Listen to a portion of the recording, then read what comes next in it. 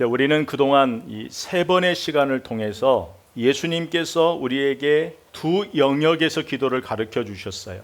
한 영역은 뭐냐면 너희는 이렇게 기도하지 말라. 우리가 적용의 측면에서 너는 이렇게 기도하지 말라라고 했지만 성경적 의미는 너희. 왜냐하면 이 기도는 한 사람에게 주시는 것이 아니라 공동체에 주시는 말씀이기 때문에 그래요. 그래서 너희는 이렇게 기도하지 말라 그러면서 두 가지 예를 갖고 오셨어요. 하나는 바리새인처럼 외식하는 자가 되지 말라. 바리새인처럼 외식하지 말라라는 것은 너희가 기도할 때마다 그 기도가 하나님 앞에서 사람 앞에서 너를 증명하는 것으로 기도하지 말라는 거예요. 너의 의를 자랑하는 것으로 기도하지 말라는 거예요. 가면을 벗고 진실된 기도를 하라는 거예요. 또 하나는 이방인같이 기도하지 말라는 것은 너희가 하나님의 이름을 부르지만 하나님 없는 것처럼 기도하지 말라는 거예요. 의미 없이 기도하지 말라는 거예요. 너희의 기도가 주문이 되지 말라는 거예요. 주술이 되지 말라는 거예요. 그러면서 예수님께서 한 가지 또 영역을 말씀하시면서 너희는 이렇게 기도하라. 어떻게 해요? 네 골방에 들어가서 문을 닫고 은밀히 보시는, 그래서 너의 모든 필요를 알고 계시는 하나님 아버지께 집중하는 기도를 해라. 이렇게 두 가지 영역에서 가르쳐 주시고 예수님께서 이제 오늘 이어지는 우리가 알고 있는 주기도문이에요. 이 주기도문을 정확히 얘기하면 예수님께서 가르쳐 주신 기도예요. 여러분이 이 예수님이 가르쳐 주신 기도를 다 외우고 있을 거예요. 그런데 예수님이 가르쳐 주신 기도를 언제 처음 접하게 되었고 언제 외우게 되었어요? 신앙생활을 어릴 때부터 한 사람들은 대부분 선생님의 요청으로 시작됐어요. 저도 그랬어요. 아무 의미도 모른 채 선생님이 무조건 외우라고 해서 외운 거예요.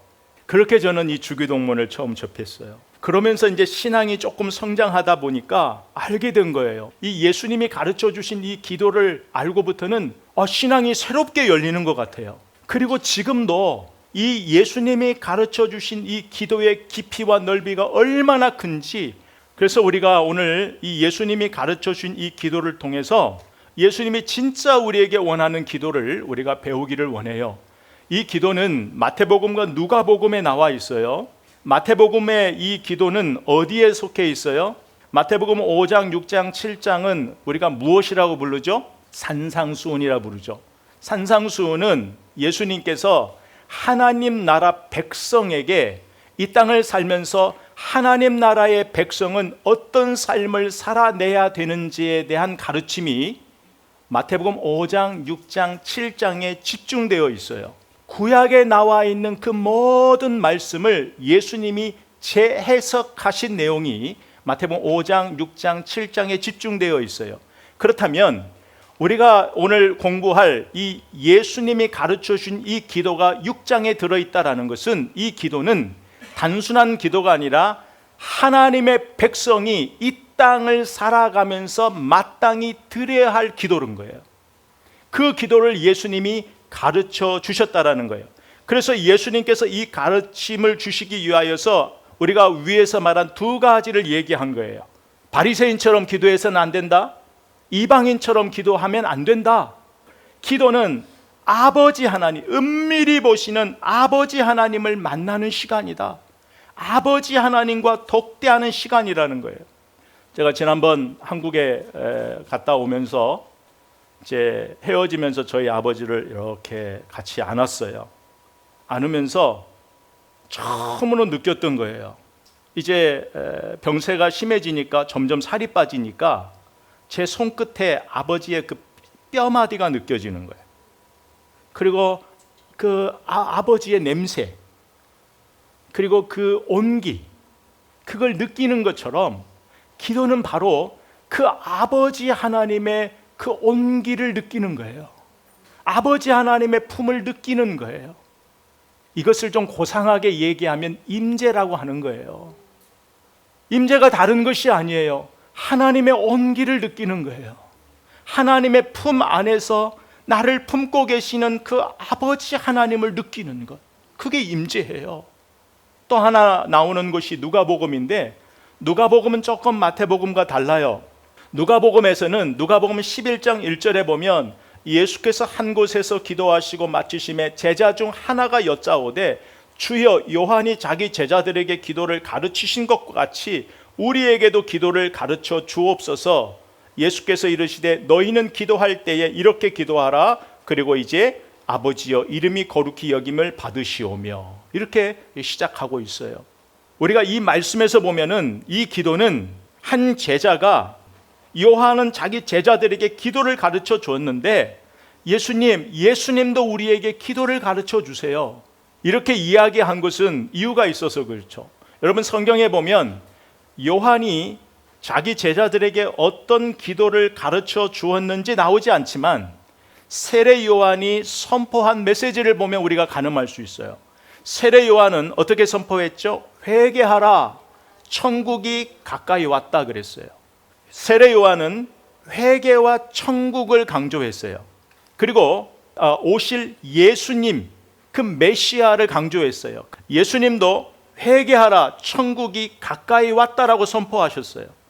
세례 요한도 예수님도 천국이라는 단어를 썼는데 여기서 말하는 천국은 우리가 죽으면 가는 그곳을 어떤 그 장소를 이야기하는 것이 아니라 하나님의 나라를 이야기하는 거예요. 그래서 세례 요한이 선포한 회개와 천국은 하나님의 심판에 집중되어 있어요. 그리고 예수님이 전한 회개와 천국은 그 천국 하나님의 나라를 직접 가지고 오신 분이 누구? 예수님이란 말이에요. 그 하나님 나라에 무엇이 있어요? 용서와 구원이 있단 말이에요. 예수님의 선포는 그 안에 용서와 구원을 담고 있어요.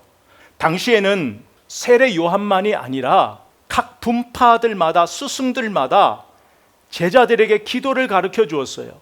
그래서 예수님의 제자 중 하나도 우리에게도 예수님이 가르쳐 주신 기도문이 있어야 되지 않겠습니까? 이런 의미에서 기도를 요청한 거예요.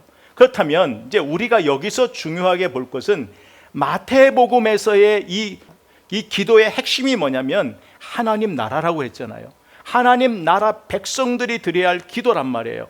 그러면 앞뒤 전후 문맥을 볼 때에 마태복음은 이해를 하는데 누가복음에서의 예수님이 가르쳐 주신 이 기도라는 것이 아까도 설명했던 그 당시에 스승으로부터 배운 제자들이 배운 그 기도문 외에 가장 중요한 목적이 하나 숨겨져 있다라는 거예요. 마태복음도 누가복음도 여러 가지 상황은 다르지만 강조하는 것이 있어요. 그게 뭐냐면 하나님 나라라는 거예요. 세례 요한도 예수님도 회개와 천국을 선포하셨지만 결국은 하나님의 나라라는 거예요. 그래서 우리가 기도할 때에 아무리 우리가 위급하고 다급하고 조급하고 우리의 필요에 의해서 기도하지만 우리의 필요보다도 더 중요한 것이 있다라는 거예요. 오늘 말씀에서 그것이 뭐냐면 하나님 나라를 구하는 기도예요. 여러분, 그래서 이 말씀을 하시기 전에 마태복음에서 너희 아버지가 이미 너희 필요를 다 알고 계신다, 그 말씀을 하신 거예요. 이미 아버지는 다 알고 있으니 너희의 기도에 있어서 가장 중요한, 가장 첫 번째 와야 되는 그 기도가 뭐냐? 하나님을 구하는 것, 하나님의 나라를 구하는 거란 말이에요. 이것은 이제 이어지는 기도의 제목에서도 알 수 있어요. 여러분, 내가 내 죄를 용서해 주세요. 나에게 일용할 양식을 주세요. 나를 시험과 유혹으로부터 지켜주세요. 이 기도보다도 더 중요한 기도가 뭐냐? 하나님 나라를 구하는 기도예요. 하나님을 구하는 기도란 말이에요. 우리가 이것을 알게 되면 너희는 그의 나라와 그의 의를 구하라, 먼저 구하라, 그리하면 이 모든 것을 더하시라는 이 말씀이 무슨 의미인지를 우리가 알게 되는 거예요. 여러분, 우리가 이 말씀을 몰라서가 아니에요. 우리가 이 말씀을 알지만 하나님 나라와 의를 구하면 이 모든 것을 더하신다라는 그 말씀을 외우고 있지만 알지만 우리 삶의 그 삶을 살아내지 못하는 이유 중에 하나는 우리가 하나님 나라를 구하는 기도를 하지 않는다라는 거예요. 하나님 나라를 구하는 삶을 살지 않는다라는 거예요. 그래서 말씀은 알고 있지만 말씀과 삶이 분리된 삶을 살 수밖에 없는 거예요. 그러면 진짜 우리가 하나님 나라를 구하며 하나님 나라를 소망하면, 그 기도를 하면 우리의 삶이 바뀌어요. 보는 게 달라져요.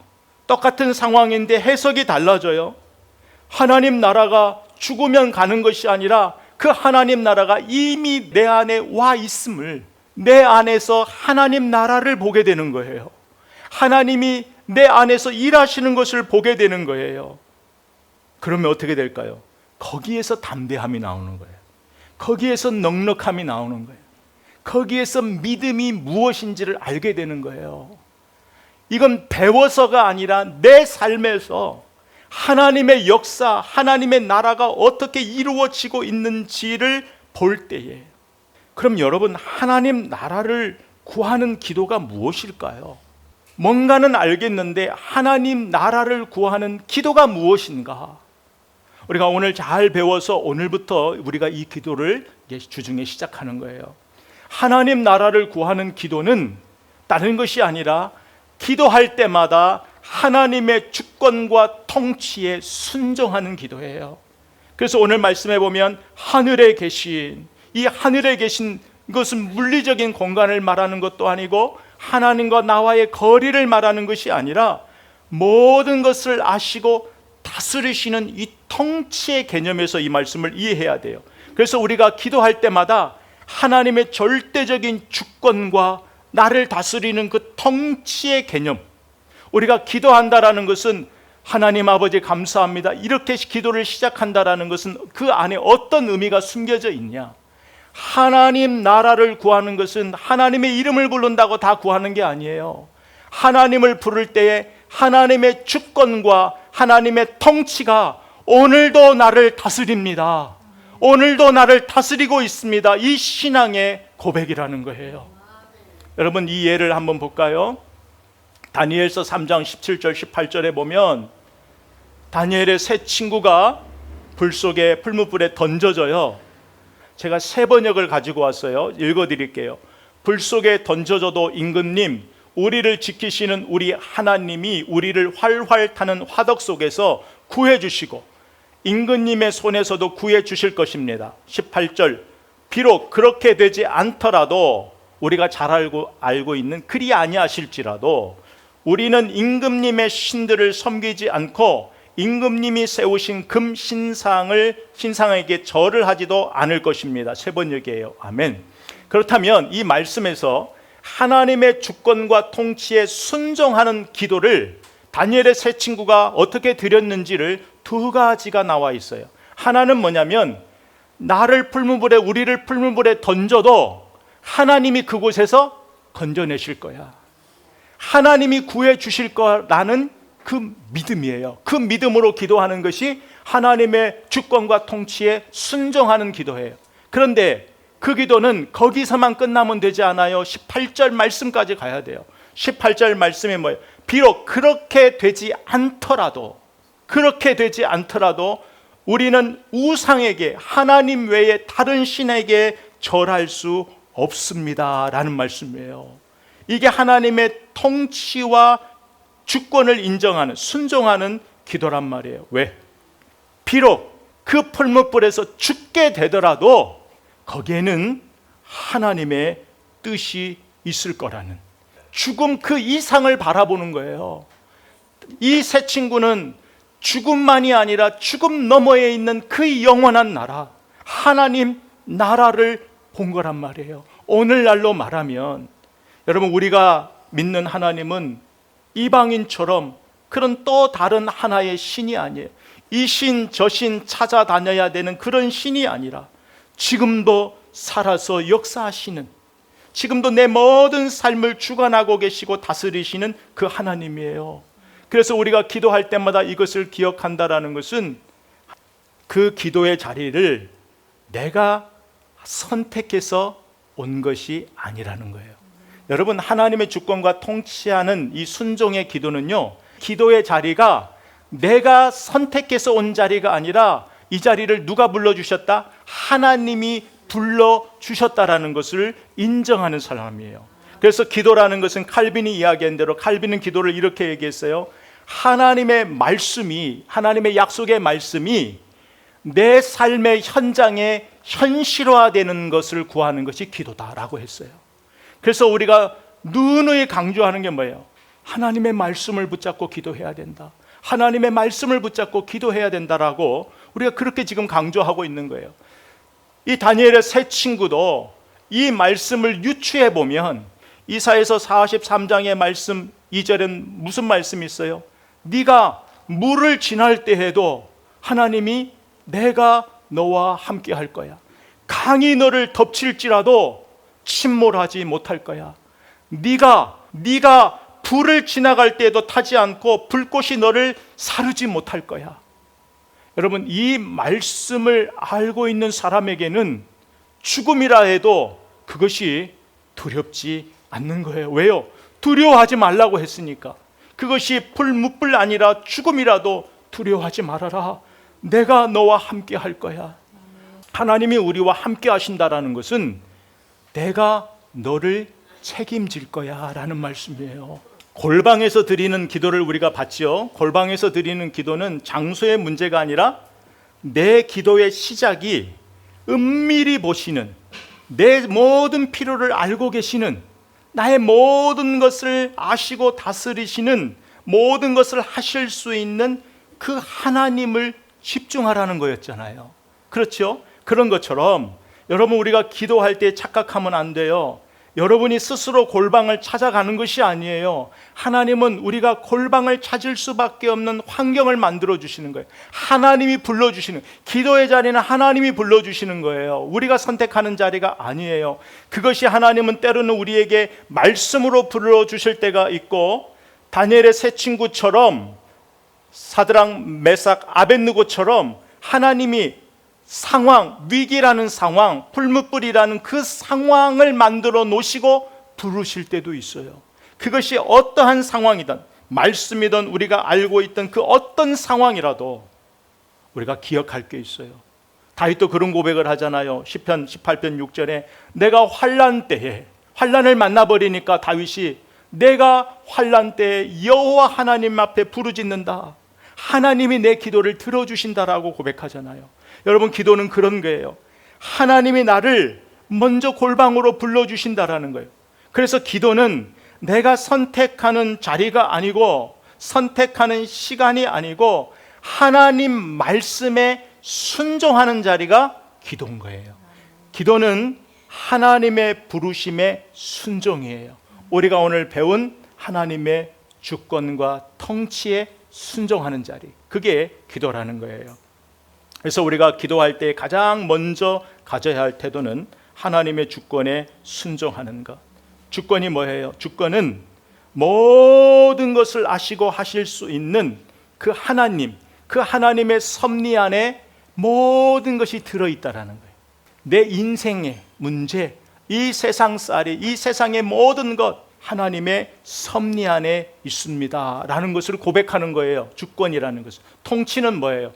그 하나님의 그 주권이 어디에서? 내 삶의 현장에서 실현되는 거예요. 이 땅에 실현되는 거예요. 그게 바로 통치예요. 그래서 이 사드락과 메삭과 아벳느고한테는 풀무불이에요. 그것이 하나님의 통치가 시작한 곳이었어요. 저와 여러분에게는 그것이 저와 여러분의 삶일 수도 있어요. 여러분의 가정일 수도 있어요. 우리 교회 공동체일 수 있어요. 여러분이 속해 있는 어떤 그런 그룹일 수도 있단 말이에요. 여러분, 그것이 어디이든지 간에 하나님의 주권과 통치에 순종한다라는 것은 어떤 상황에서도 하나님 없이는 나는 살 수 없어요. 하나님 없는, 내가 누구로부터? 하나님으로부터 나왔다라는 것, 하나님의 은혜 없이 살 수 없다라는 것을 고백하는 것이 주권과 통치에 순종하는 기도예요.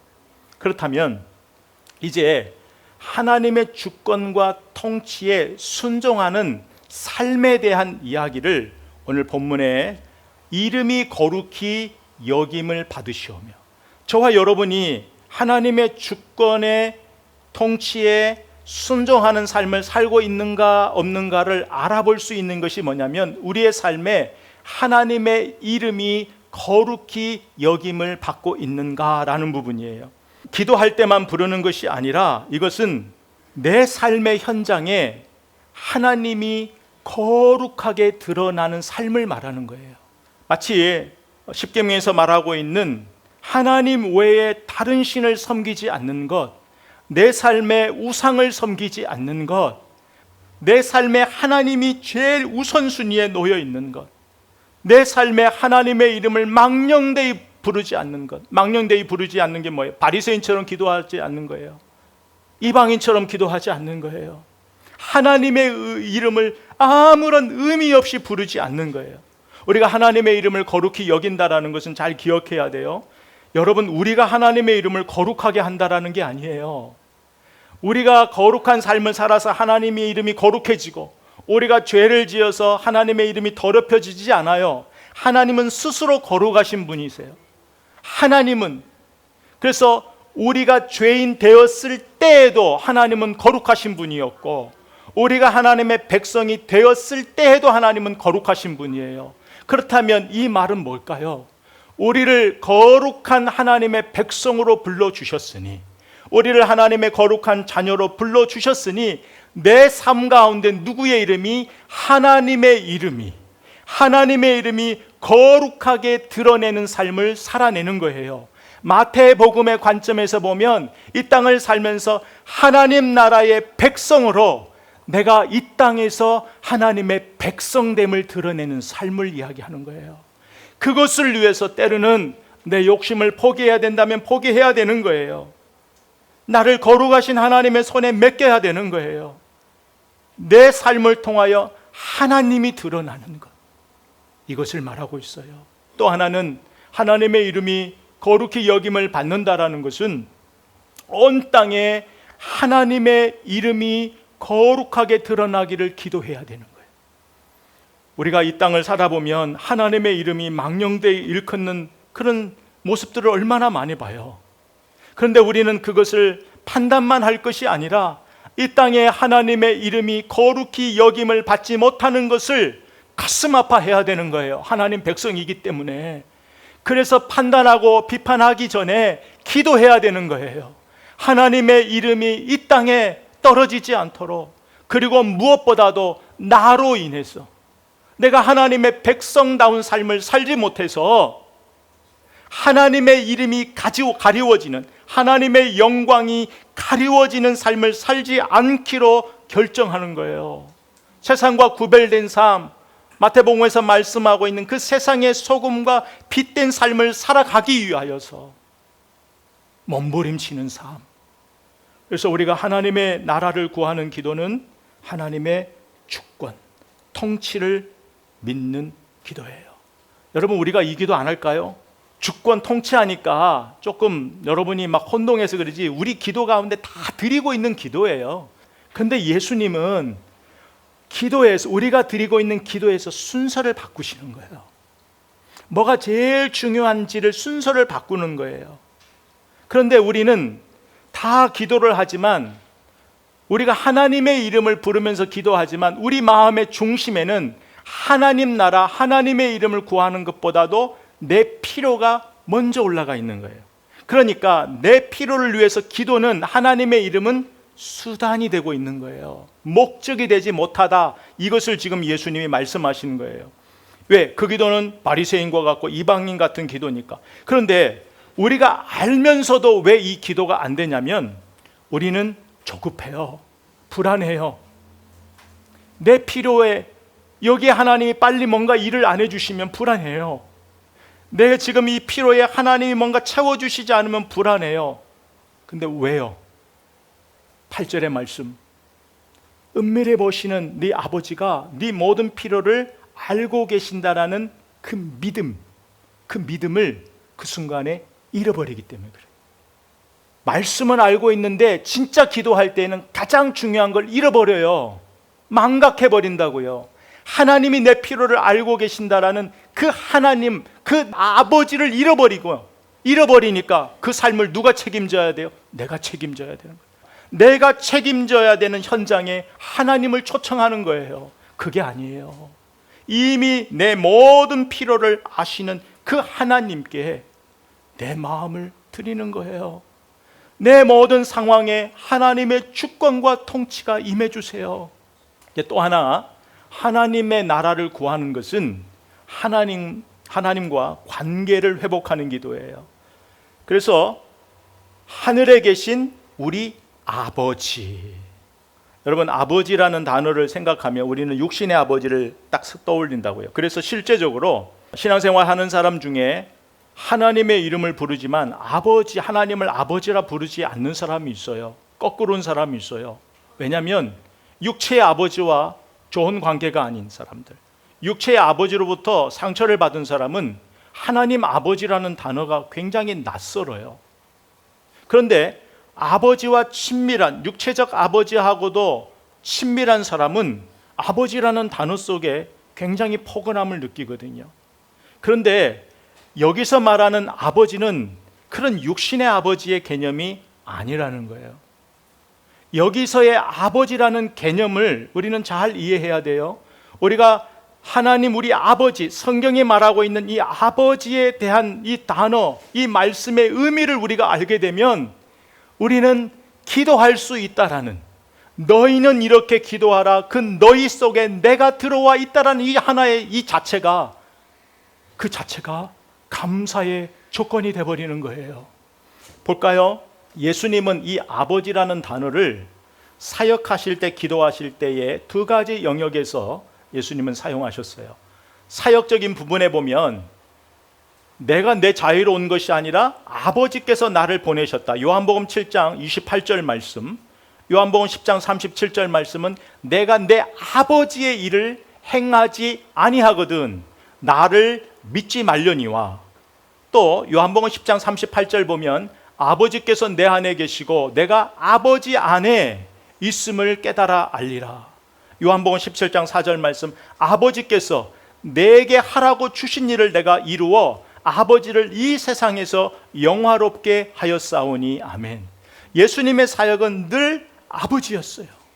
아버지가 원하는 것, 아버지가 바라보시는 것. 예수님은 사역만 그렇게 하셨을까요? 이 예수님의 사역을 만들어냈던 예수님의 기도를 보면 아버지 저들을 사하여 주옵소서, 그 고통 가운데서도 아버지여 내 영혼을 아버지 손에 부탁합니다. 아버지여, 아버지께는 모든 것이 가능하오니 이 잔을 내게서 옮기시옵소서. 그러나 나의 원대로 마옵시고 아버지 원대로 하옵소서. 예수님의 모든 기도와 사역은 아버지였어요. 아버지. 근데 단순히 그냥 아버지가 아니라 내가 아버지와 하나라는 거예요. 하나. 하나님 아버지를 보고 싶냐? 나를 보아라. 나는 아버지와 하나이다라는 거예요. 아버지와 하나. 그러면 예수님이 말씀하신 그 아버지는 성부 하나님과 성자 하나님 되시는 그 예수님이 사용하신 단어예요. 파테르 그런 복잡한 건 몰라도 예수님이 하나님을 부를 때 사용하는 그 단어를 우리에게 사용하라고 하신 거예요. 여러분, 그것이 얼마나 감사할 일이에요. 여러분, 구약을 보면은요, 아버지의 미닝을 가진 게 뭐냐면 언약이에요. 하나님이 항상 언약을 말씀하실 때에는 아버지의 개념으로 말씀하세요. 아버지의 개념으로 의미로 말씀하셨다라는 것은 내가 내 백성을 어떻게 해요? 책임진다, 돌본다, 끝까지 인도한다, 이런 의미에서 하나님은 언약을 체결하셨잖아요. 아버지의 마음으로. 우리가 하나님을 아버지라 부를 수 있는 것은 예수 그리스도를 통해서 하나님 아버지께 나아갈 수 있는 그 길을 누가? 예수님이 열어주셨잖아요. 우리를 하나님 아버지라 부르게 하기 위하여서 이 땅에 오셨잖아요. 하나님이신 그분이. 그래서 십자가에 죽으시고 부활하셨잖아요. 승천하셨잖아요. 왜요? 하나님과 우리의 관계를 회복시켜 주시기 위해서. 어떤 관계로? 아버지와 자녀의 관계로. 아버지와 자녀의 관계로 회복시켜 주시기 위하여서 예수님이 오신 거예요. 그래서 우리가 하나님을 아버지라 부르는 것은 나를 아시고 나를 책임져 주시는 하나님, 하나님이 내 삶에 오셔서 아버지의 역할을 해주시는 것, 하나님의 주권과 통치가 내 삶에 오셔서 아버지의 역할을 해주시는 거예요. 마치 여러분 자녀가 엄마, 아빠 부르면서 얘기했을 때에 아빠로서 책임감을 느끼시는 것처럼 우리가 하나님 아버지 부르면 그 기도를 들으시고 하나님은 우리에게 책임감을 느끼셔요. 어떤 책임감? 내가 돌봐줄, 내가 책임질, 내가 함께할 내 자녀, 내 백성이라는 거예요. 그래서 요한복음 1장 12절 영접하는 자 곧 그 이름을 믿는 자들에게는 하나님 자녀가 되는 권세를 주셨고, 로마서 8장 15절 다시는 너희는 무서워하는 종의 영을 받지 아니하고 양자의 영을 받았으므로 아바 아버지라 부르짖느니라. 갈라디아 4장 6절 말씀, 너희는 아들인 거로 하나님이 그 아들의 영을 우리 마음의 가운데 보내서 아바 아버지라 부르게 하셨느니라. 아멘. 그러니까 여러분이 기도하지 않는다라는 것은, 기도하지 않는 삶을 산다라는 것은 이 아들의 삶을 포기하고 살고 있는 거예요. 여러분, 우리가 그냥 기도하지 않는 것은 믿음이 없기 때문에 나는 아직 몰라, 이런 차원이 아니라, 기도하지 않는 것은, 기도가 지금 성경 예수님이 가르쳐준 기도는 화려한 기도가 한 절도 없잖아요. 그냥 하나님 아버지, 하나님 아버지. 이게 어려워요? 안 어렵잖아요. 하나님 아버지. 근데 그 하나님 아버지를 맹목적으로 부르는 것이 아니라 하나님 아버지 안에는 어떤 거요? 하나님의 주권, 하나님의 통치. 오늘도 내 삶에 오셔서 아버지 역할을 해주시는 그 하나님, 그 하나님이 내 삶에 오세요. 이 마음, 이 순종으로 기도하는 것. 그런데 우리가 이 기도하지 않으면 이 특권을, 예수님이 십자가에 죽으시면서 열어주신 그 특권, 그 길을 가지 않는 거예요. 이제 하나는 공동체를 위한 기도예요. 근데 이거는 다음 시간에 할게요. 우리 오늘 주신 말씀에서 여러분, 우리가 기도할 때에 하나님이 내 기도를 들으시고 응답해 주시기를 다 원하시죠. 그러면 요한일서 5장 14절 말씀을 기억하세요. 그를 향하여 우리가 가진 바 담대함이 이것이니. 여러분, 우리의 열심 그걸로 나가는 게 아니에요. 그를 향하여 아버지께 담대히 나아갈 수 있는 것은 하나님과 내가 어떤 관계이기 때문에 그래요. 하나님 아버지와 내가 아버지와 자녀의 관계이기 때문에 어떤 상황에도 그냥 아버지께 담대히 나아갈 수 있다란 말이에요. 근데 기도는 거기에 멈추면 안 돼요. 그 뒤 하나님이 들으시는 기도, 그게 뭐예요? 그의 뜻대로 구하는 것. 이게 오늘 배운 하나님 나라를 구하는 거예요. 하나님 나라를 구하는 그 기도의 첫 시간, 하나님의 이름을 배웠어요. 여러분, 기억해야 돼요. 우리가 기도할 때마다 하나님 나라를 구하는 기도는 하나님의 이름을 부르는 거예요. 그래서 오늘부터 우리가 기도할 때에 우리 순서를 좀 바로 잡았으면 좋겠어요. 여러분, 그냥 기도할 때 보면 순서는 맞아요. 왜? 하나님 감사합니다, 하나님 시작하니까 순서는 맞는 것 같은데, 우리 마음의 순서가 바뀌어야 돼요. 입술의 순서만이 아니라 마음의 순서가 하나님을 하나님답게 부르는 것이 기도의 시작이에요. 하나님의 이름만 분명하게 불러도 아버지, 이 한 단어 안에 내가 필요한 모든 것, 내가 구할 그 모든 것을 이미 우리 아버지가 알고 계시고 이루어 가실 것을 믿는 거예요. 아버지, 그 아버지. 그리고 또 한 말씀, 마태복음 6장 33절로 34절 말씀. 그런즉 너희는 먼저 그의 나라와 그의 의를 구하라. 그리하면 이 모든 것을 너희에게 더하시리라.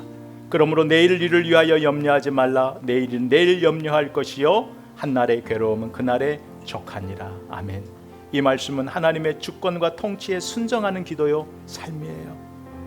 우리가 하나님을 아버지라 부를 때 하나님은 이미 내 필요를 알고 계세요. 우리가 아버지 역할을 해주신다고 그랬죠. 우리가 하나님을 아버지라 부를 때에 하나님은 나의 책임감을 느끼세요. 여러분, 우리가 하나님을 아버지라 부를 때에 이미 기도의 응답이 시작된 거예요. 아버지라 부를 때 기도의 응답이 시작된 거예요. 그런데 우리는 하나님을 부르면서도 고아처럼 살면 안 돼요. 하나님 없는 것처럼 살면 안 돼요. 인생을 살다 보면 외로울 때도 있고 고독할 때도 있어요. 그런데 거기에 머물러 있으면 안 돼요. 거기에 나에게 누가 있다? 아버지가 있다. 여러분, 우리에게 아버지가 계신데 고아처럼 살지 말아요. 한 주간도, 우리의 남은 인생도, 이번 주는 이 주님이 가르쳐 주신 이 기도를 계속 배워가면서 우리의 기도를 수정하고 하나님이 진짜 들으시는 기도를 배워가며 우리 기도가 성숙해지기를 바랍니다. 우리가 이 기도의 의미를 알아서 내 삶에 하나님의 나라가 세워지고, 우리 가정에 하나님 나라가 세워지고, 우리 교회 공동체에 진정한 하나님의 나라가 세워지는 그 복된 은혜가 있기를 주의 이름으로 선포합니다. 아멘.